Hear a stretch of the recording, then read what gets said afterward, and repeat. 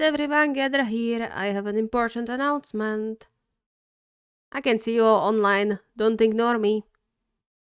Jeez, calm down.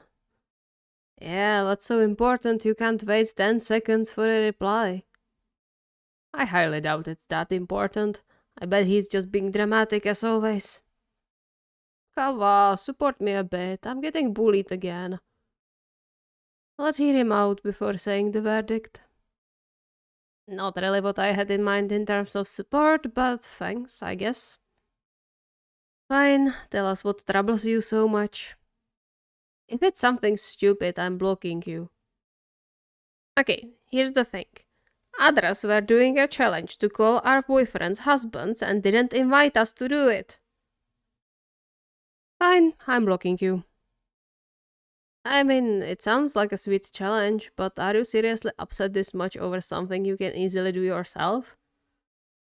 Agreed, but it's true it feels different when you are doing the challenge with others. Right? That's why I decided to create our own challenge when we apparently weren't good enough to be included in the original one. Nah, why not? Can't ruin anything. I guess that's true. If Atsumu didn't think of any twist to make it more interesting. Can you even do that with this? Don't jinx it. Hey, I want to do some nice challenge too from time to time. Do you really think I'm that heartless? Well, do you really want an answer to that? Okay, I think he understands. I mean, I want to call Hajime my husband, even if it's only once for now. You could be calling him your fiancé if you weren't so pissed back then. Oh, come on, that was a low blow. Besides, says the one who made his boyfriend relive his childhood trauma. Okay, that was maybe even lower, Atsumu. Sorry. It's fine, he's right. I'm in too. Me too. Alright, great. Good luck.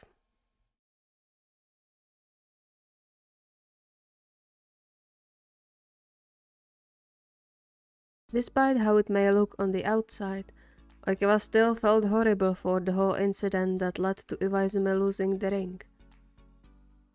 There was little to zero chance of getting it back since they didn't even know if the person took it or if it fell with Iwaizumi down the cliff. Of course, he was ecstatic his boyfriend was recovering well much more than he was worried about the ring, but it still stung.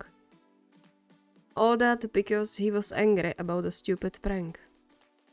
No matter how many times he heard Iwaizumi say he didn't blame him for it, it didn't ease Oikewa's guilt at all, which was exactly why he decided to participate in the challenge.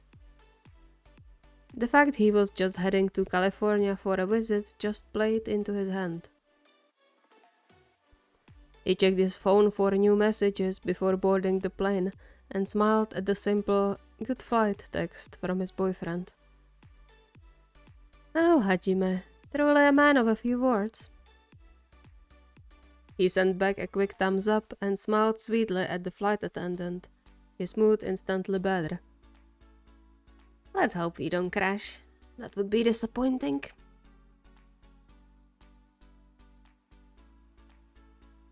Unlike the last time he visited Iwaizumi in the US, he made sure to announce his plan with a week-long notice to make sure Iwaizumi was okay with him arriving. No more surprises for either of us. He quickly picked up his luggage and rushed into the main hall, looking around for the familiar spiky hair.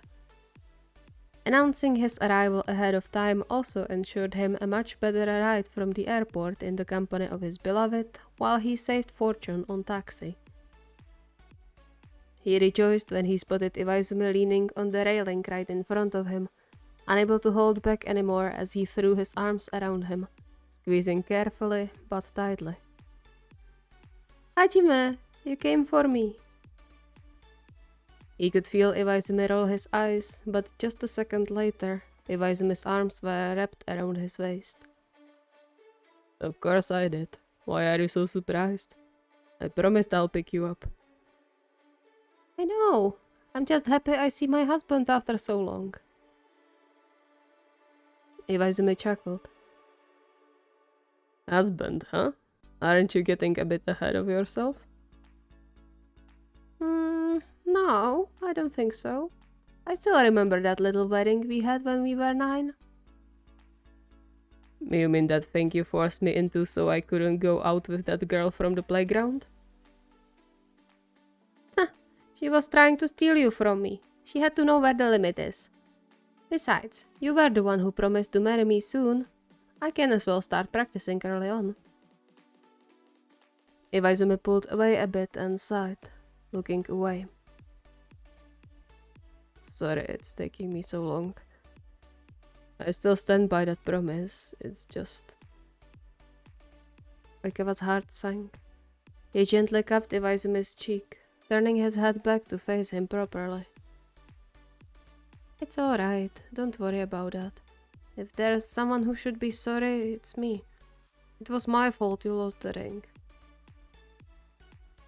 He hugged him tighter, hiding his face in the crook of his neck. All I need is knowing you are alright and doing well, and that the broken spine isn't making your life miserable. That's important. I don't need a ring and a piece of paper to know you are mine. Smiling, Iwaizumi returned the embrace, rubbing small circles into Oikawa's back. You are such a sap sometimes.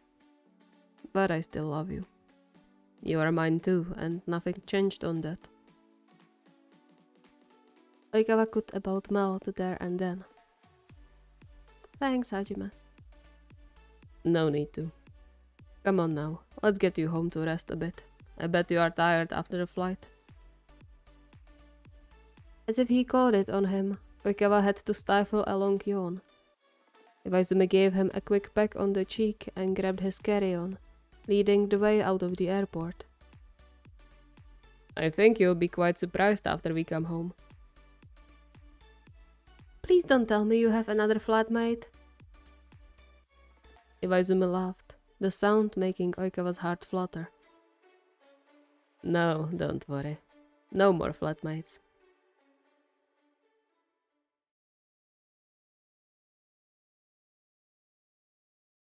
Teaching kids was one of Suga's greatest passions. He had never doubted that. After all, keeping the Karasuno team in check would prepare anyone for most situations that could happen, making teaching much easier for him. However, there were times occasionally when even his energy levels dropped to almost zero and he felt completely drained. Like today. He wasn't even sure what exhausted him so much. Nothing unusual happened, none of the kids were misbehaving more than usual, neither of his colleagues were particularly unpleasant to be around. And yet, he still felt like a zombie. He couldn't wait to come home and get a cup of tea. Maybe 2. Or 5. As long as he got to sit on the couch with his mug, he would be content. Even better if it was in Daichi's arms. Thinking about his boyfriend made him smile. They were about to spend the whole weekend together after a long time, which was one of the reasons why he wanted to come home as soon as possible. He paused when his phone buzzed with a new message. Hi dear, are you on the way? Yeah, I'll be home in a bit. Why? Nothing, just wondering. I just got home. Is there anything in particular you want me to prepare for you? Can you make a blanket fort for us? Blanket fort? But only if you aren't too tired. I'll be happy just for a tea and a hug. Don't worry, both is waiting for you. Be careful on the way, okay? Always look around. Hiya, Mr. Policeman. I mean it. You never know what can happen. I know. I promise I'll be careful. Love you. Love you too. Suga could about melt. Speaking with Daichi always managed to lift his mood, and this time was no exception. He hit the phone and sped up. The first thing he noticed upon entering their home was the flowery smell of the scented candle Daichi gave him about a month ago, mixed with the sweet aroma of fresh tea. He let out a deep, relieved breath and quickly shook off his jacket before walking into the kitchen. You really took my wish to heart, didn't you? Daichi smiled at him and wrapped him in a warm embrace. Of course. I have to take care of my lovely partner since he takes such a good care of me too. You're a sweetheart, you know. I hope I didn't keep you from resting with this. Chuckling, Daichi gave him a short kiss. No worries. It was a quiet day today at the station, only some minor incidents. And I'm never too tired to make you tea. And that's not all. Suga's face lit up with a wide smile. Did you make a fort? I did make a fort for all your relaxation needs. He cleared his throat. I advise the visitors of our fort to take their tea and follow me into the living room. We are about to start the tour, endless cuddles included. Suga was sure he had to look like one of his pupils when he spotted Daichi's creation. He used probably all blankets and pillows they had, creating a comfortable sort of nest, and Suga had to use all his willpower not to immediately jump into the pillows. Instead, he put the tea on the coffee table and wrapped his arms around Daichi's neck, leaning in for a deep kiss. I really have the best and most attentive husband in the world.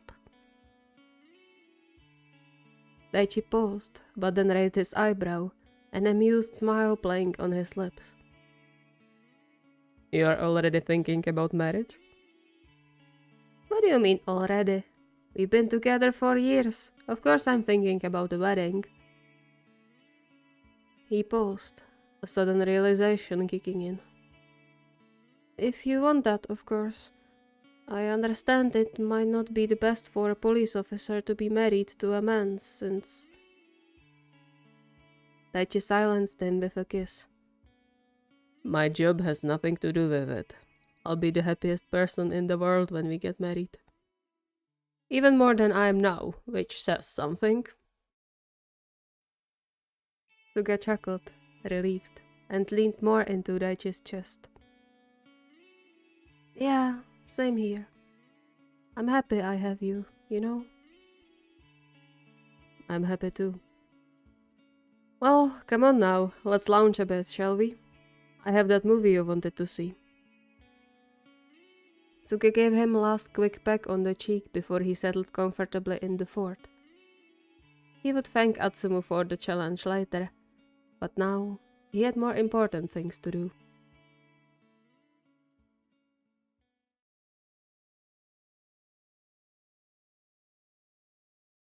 Oh, come on, Omi.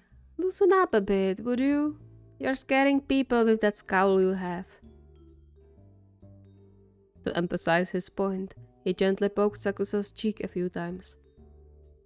Sakusa threw him a sharp look and sweated his hand from his face. How can you say, huh? I have a mask on. You can't even see my mouth. Yeah, but you're forgetting I spent so much time with you, I know even the tiniest changes in your face. And right now, I know you are scowling. Sakusa grumbled under his breath and ostentatiously ignored him while staring at the shopping list. Rolling his eyes, Atsumu let him be and instead focused on sneaking another pack of chips into the cart. They were just on their weekly grocery run, for which Sakusa always insisted Atsumu come along. Atsumu didn't mind. He liked shopping, be it for groceries or anything else, and he always made a little game for himself of sneaking items into the cart until Sakusa noticed. Sakusa, on the other hand, always went strictly by the list. Could you make yourself useful and go pick some vegetables for us instead of idling around? Pouting, Atsumu crossed his arms over his chest. How dare you? I'm pushing the cart, see? I am doing something. He quickly grabbed a bag of candy and hid it under the stuff they already had when Sakusa turned away. If he was going to be frowned at, it should be worth it. Still, he pushed the cart forward, heading to the vegetable aisle in the middle of the store since he didn't want to put his boyfriend in a bad mood so early. He browsed around, wondering how the others were doing with the challenge. He intentionally didn't tell them the in public part to give them more options, but he personally had nothing against public declaration of love. He just had to be careful not to embarrass Sakusa too much. Upon gathering the needed vegetables, he steered the car to the aisle with cleaning supplies where he supposed he would find his boyfriend, but to his surprise, he couldn't see him anywhere. Furrowing his brow, he walked around the different aisles, looking for the familiar figure. Can I help you find something? Atsumo turned around to face a young woman in the store clerk uniform and with a practiced smile on her lips. Actually, yes. I'm looking for a tall guy, about the same height as me. Black curls, mask on his face. Have you seen him around here by chance? Oh, are you looking for a friend? Kind of. He then noticed the familiar bright jacket from the corner of his eye and smiled inwardly. You see, he's actually my husband. He chuckled when he heard muffled coughing from behind the corner. The woman opened and closed her mouth a few times, apparently trying to digest what he just said. Oh, I'm sorry, I haven't seen your husband anywhere around here. Atsumu shrugged and flashed her a bright smile. No worries, I think I know where he is now. He turned the corner and headed straight to Sakusa, who stood in between the aisles looking like a statue, his face colored bright pink. He narrowed his eyes at Atsumu the moment he noticed him coming closer. What the heck was that? Atsumu grinned innocently. Hey, Yumi, I thought I lost you. I was looking everywhere. Don't change the subject. What did you just call me? I called Yumi, as always. No, not now, before. You mean me calling you my husband? Sakusa's cheeks reddened even more, and Atsumu had to bite his tongue to not burst out laughing. I'm just calling things by their real name. Sakusa stared at him for a moment before he sighed and pulled down his mask to give Atsumu a kiss. Warn me next time before you throw a bomb like this on me. But then it wouldn't be fun. Fun for you. I almost choked. You're being dramatic. But it was nice, wasn't it? To his surprise, Sakusa smiled tenderly at him before he put his mask back on. Yeah, it kinda was. Come on now, we still have a lot of things to get. Oh, can we get one of those big chocolates? They're on sale now. Sumo. What? It's just once in several months. It can't hurt. Please. He put on his best puppy eyes, and Sakusa sighed, resigned. Fine, but don't complain about extra exercise afterwards. Atsumu beamed.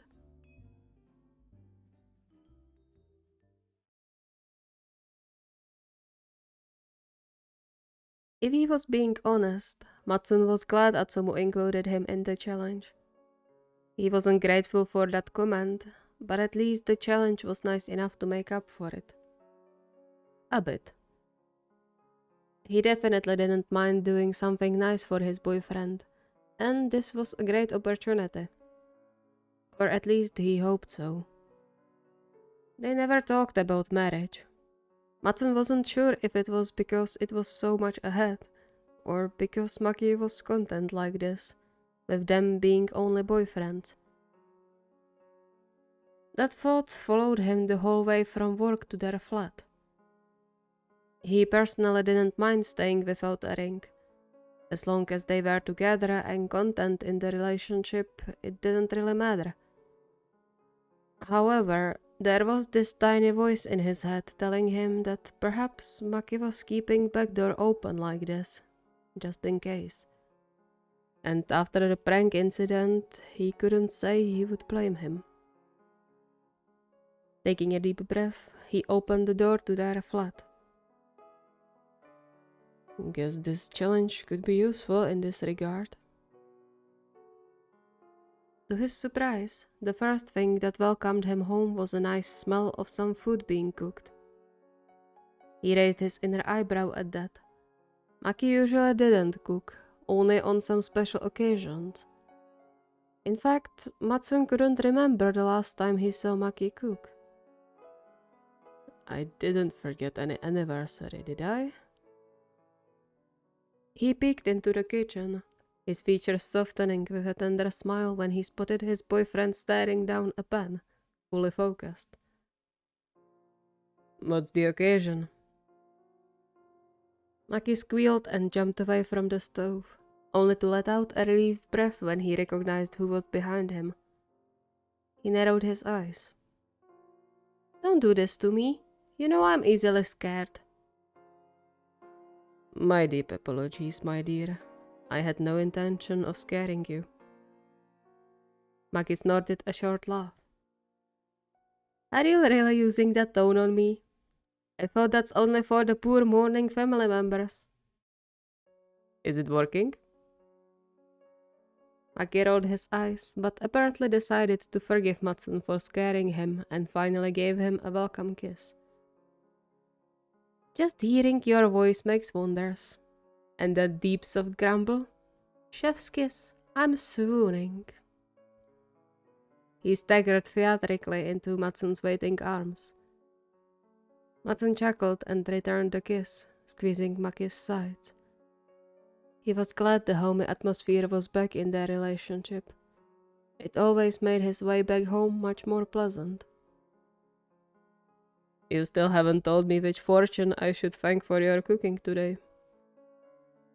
Can't I cook just like that?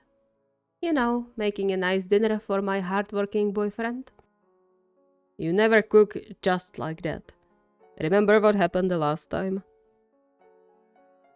He still had that incident in vivid memory. Shortly after they moved in together, he went against his better judgment and left Maki alone in the kitchen. Half an hour later, they were calling the fire department.